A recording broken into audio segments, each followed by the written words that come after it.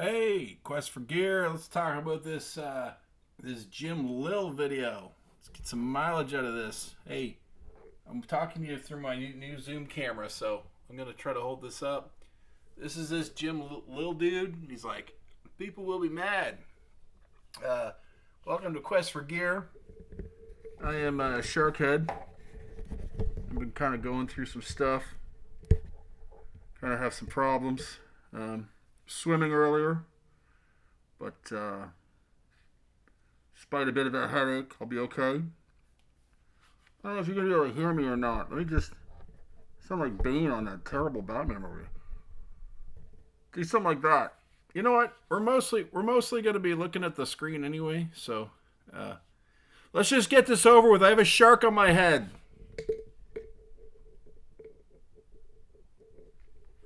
All right. If we can get past that, Jim Lill, right here. Again, so I didn't know who this was. Guys were talking. They're like, hey, there's this. Oh, frick. This ain't going to work. Damn it.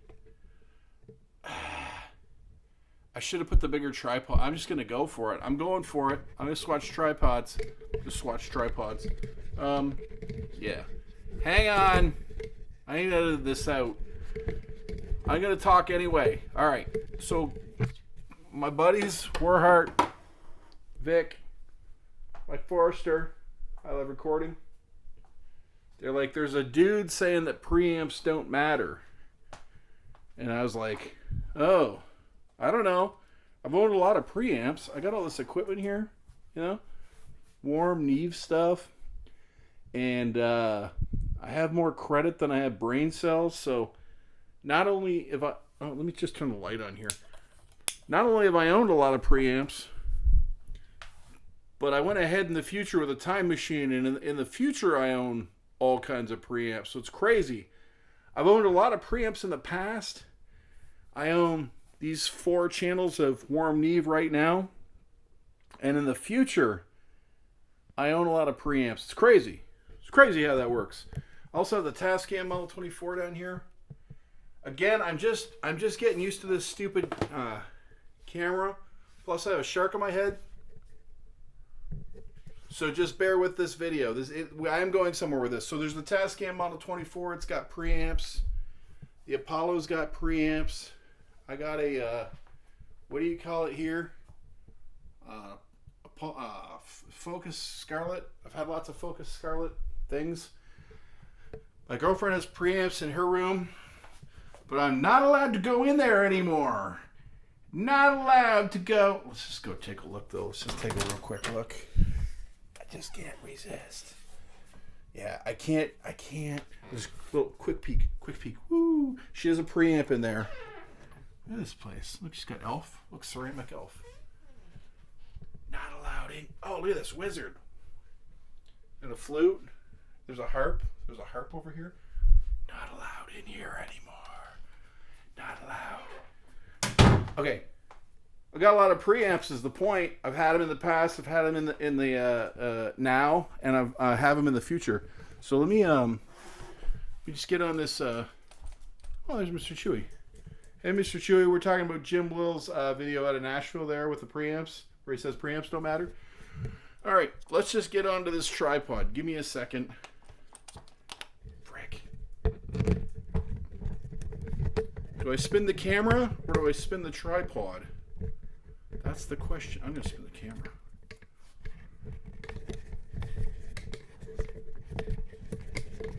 There we go. That's good tripoding. That's good tripoding right there. All right.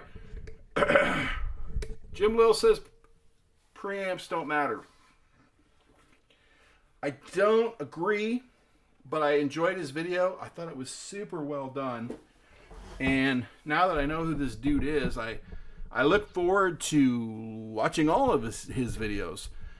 He does all these crazy science experiments, oscilloscopes and all this. He's like, preamps don't matter. And I'm like, I think they do, man. And a lot of people are like, I think they do. Had he just compared a Focus Scarlett and his big Neve 88 preamp, whatever it was, took the same audio twice, phase inverted it, and then whatever is left over from that null, not null, but like phase invert, whatever's left over is the difference of the preamps, showing that preamps matter. Now, I have owned the Daking Mic Pre 1. Top engineers that record. Oh, I don't know. You ever hear the Beatles? You ever hear of David Bowie? You ever hear of like Manfred Mann? Top engineers will tell you that the Daking, which is based on the Trident, is one of the finest preamps ever to roam the land of recording studios to record these big artists. So why would big studios who run tight budgets anyway and have to hire talent and producers and engineers and somebody to mop the floor, why would they go out of their way to have really nice preamps if they're wrong, if their ears are wrong, if they can't trust their ears? I had one of these Daking Mic Pre 1s, and when I took my time machine and I looked in the future, I own one in the future too. So I must think they're great in the past, in the present, and the future. Now, I sold mine like an idiot, but in the future I buy one back. I think the Daking Mic Pre's are fantastic. They're based on the Tridents. Am I saying that right? Tridents. Malcolm Toft, I think, is involved with that. The Daking is done by Jeffrey Daking from Blues Magoos. He was the drummer in the band Blues Magoos from the 60s. And he was like, what do I do now? There's no more Blues Magoos. He's like, I'm going to engineer the greatest preamp of the mid-2000s. And now, if you can find one. So then, what do we got here? Oh, the Universal Audio 610. I love me a Universal Audio 610. Sometimes I mistakenly call them a UA 610, LA 610, because they will couple them up. This one here is an LA 610 because it's coupled up with a LA 2A style preamp. Fantastic. $2,779. If it don't matter, then how's it in the market? How's it in the market if it don't matter? Let me answer that. It does matter. Different preamps sound good. Jim Lill he's just not right about this. I'm sorry. Cappy. Now, I had built myself a Cappy. This is Classic Audio Products, sometimes mistakenly called Chicago Audio Products, Inc. You can build your own API. Oh, what's wrong, Chewy? Just hang out for a minute, Chewy. You can build your own API. I have done. I've built my own preamps and 11 space racks. I've soldered my butt off building this stuff. This, I got to tell you, was one thing that I didn't hear a difference on. I know you guys won't agree with me, but I built something like this VP26, something like this here, and I got it home, and I built it, and I used it, and I was like, you know what? I don't hear enough value here to keep it. So I sold it. I actually profited on it because by the time I got all the parts from Chicago, imported them here into communist Canada, soldered it all together, used it for a year, and then threw it on reverb, I actually made $100. I'm not trying to tell you guys to, gig this stuff, but if you get this stuff from Chicago, solder it together, make sure it works, put it on reverb and sell it, you could make $100 a unit. I'm just saying, or at least you could back when I did it 2018. Now it's 2026. The Warm, the Tone Beast. This is another one. It has that whole metal, copper, nickel. You can change the metal transformer or the capacitors. I can't remember what, but there's a switch that you can get different sounds out of this. It's supposed to be an API clone. This is another one I owned. I fricked around with it for a while, and it was in my rack, and it was just like, it's not making enough of a difference for me to keep, so I didn't keep it. What else have I had for preamps? I've had the Golden Age Project stuff, GAP as it's called, GAP as it's called. I've had the Focusrite stuff. I've had the Claret. I've had the Scarlett. I've had Zoom preamps, which are kind of clear and digital and kind of sterile. I've had lots of preamps is the thing, and I'm just here to tell you that, to my ears, it makes a difference. To most people's ears, it makes a difference. You plug these microphones in, and it's gonna make a difference. They're gonna sound different. The various dynamic microphones. What we got here? Just a whole bunch of dynamic Shure SM57s, an Audic i5. I've got the Warm WA-47. I got some Michael Jolie modded stuff around here. I got some nice ribbon mics around here. I got 20 mics down here, and I've had 20 preamps down here, and I'm just here to tell you that I don't know where Jim Lill's coming from. It'd be nice if what he was saying was true, because if what he was saying it was true, then we can all stop worrying about it, right? We don't have to worry about preamps anymore. We don't have to shell out $2,000 a channel anymore if he was right. But they do sound different. You can see I've got 4 channels of warm Neve here. Now, I did a video long before Jim Lill's video came out where I do my drums here. Let me just change my light. One thing about this zoom camera that I'm playing with is it needs lots of light. I do my Catalina Club Gretsch sit here with and without these warm preamps. I use just the Tascam Model 24 native preamps. I forget what they call them. Tascam HDD preamps or whatever's in there. The native preamps versus these warm Neves. That's about $3,500 Canadian worth of preamps right there right now at this point because of all the inflation and stuff. They're expensive now. So is $3,500 worth of preamps worth it? No, probably not, but it's different. It's different. It is warm and punchy and gluey. All the cliches you hear about. Warm, punchy, vibey, mojo, gluey, hippie this and hippie that. Versus the Tascam Model 24, which is just clear. You know, they just want to give you a clear. Now, the Tascam Model 24 does impart a saturation, a pleasant saturation sound. I did this video long before Jim Lill's video, long before he launched into his Preamps Don't Matter video. Let me tell you, they matter because they sound different. I don't even know how he can argue that. I don't know. His video is well done.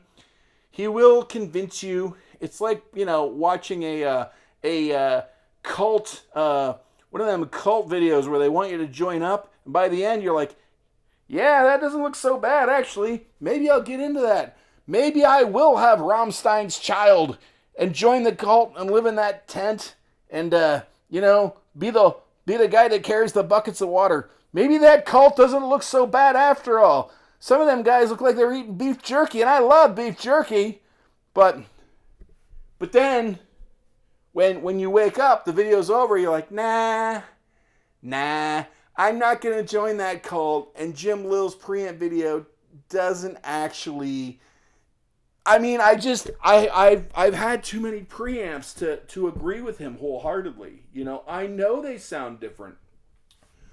I feel that I can tell when a 610 preamp has been used. Okay? Not from Beach Boys, not from Pet Sounds, not from any of that California West Coast stuff. Just my own recordings. I'm like, I know I use the 610 because I can hear the richness of the Universal Audio 610, just the rich, buttery low mids, and I can hear it, I think. Now, you can call me out on that and say, okay, Quest for Gear, well, we're gonna blind test you then. We're gonna blind test you and see if you really can hear that 610. I'm not confident enough to say that I would win the blind test.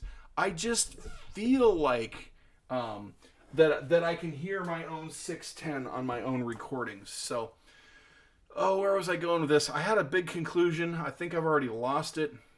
Use your own ears. But I think Jim Lill's video was well done. It was methodical. I just don't agree with it at the end of the day, and a lot of people don't. I don't think the preamp market, you know, the multi-thousand-a-year preamp market, you know, all them preamp commercials you see on TV, I just don't think there's some preamp industry trick at work here that doesn't matter.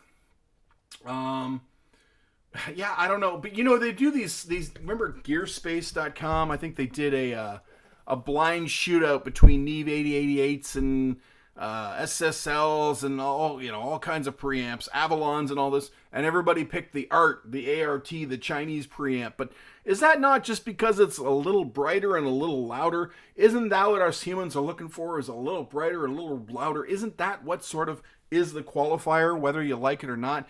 Turn it up 3 decibels and your brain's going to go, yeah, I actually like that. That sounds a little better. But anyway, I look forward, now that I know who Jim Lill is, He's an amazing guitar player. He knows more guitar licks than I've had hot meals. He's very good on his Telecaster. He's obviously a very accomplished, successful performer, as he calls himself. He's got 200,000 subscribers and only 10 videos, and that's because he puts so much quality and research and time. His videos are like little television shows, so check him out. And I know I had more to say about this, but if I were to distill it, the long story short is I don't agree with him. I think different preamps add different amounts of richness. I don't think the industry has fooled thousands of people since modular preamps came out. You know, like, what are we all just? We're all just fools buying Daking preamps and 610s and Cappy gear and Warm gear. We're all just a bunch of fools and it don't matter. I don't think that's what it is. I think it's all about saturation. Which you can head over to Warhard Arts' page. I don't know if this is going to pick up here. Warhard Arts here, at Warhard Arts, has got a great video on saturation. It's very scientifically laid out. Warhard's kind of a studied textbook dude. You can tell he's actually studied. Well, so have I. I'm not going to say I haven't. I've studied texts and books and stuff like that. But Warhard's really dug into maybe deeper than I even want to go. But anyway, he does a great video on saturation if you want to check that out. Thanks for listening to my ramble. Yeah, long story short, Jim Lill's video is excellent. I really loved it. I really appreciated it. I just don't agree with it. So anyway, hey, Quest for Gear, like and subscribe. I'm going to see if I can keep playing with this stupid Zoom camera. Hey, see ya.